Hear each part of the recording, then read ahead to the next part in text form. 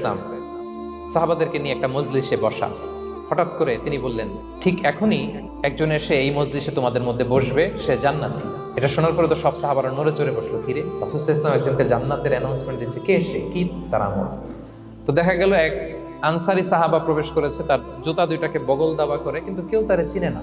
তারা যে এক্সপেকটেশন করছিল যে খুব আল্লাহওয়ালা এমন কেউ আসবে, না, সাধারণ সাহাবীরা অবাক। সবচেয়ে বেশি অবাক হয়েছেন আব্দুল্লাহ ইবনে আমর ইবনে আল-আস রাদিয়াল্লাহু তাআলা। তিনি অবাক হলেন, ঘটনা কি, তার আমল কি, তার গোপন রহস্য, দেখি তো খুঁজে বের করা যায় কিনা।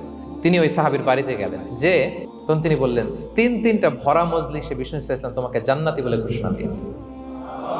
আমি দেখতে চেয়েছি যে তুমি কি আমল করো। ওই সাহাবী বলে, আমিও জানি না, তবে একটা ব্যাপার আমি মনে করি হয়তো এটা আল্লাহর কাছে পছন্দনীয় হতে পারে। এইবার তো আব্দুল্লাহ বলে, ওই তবেটা কি বলবে?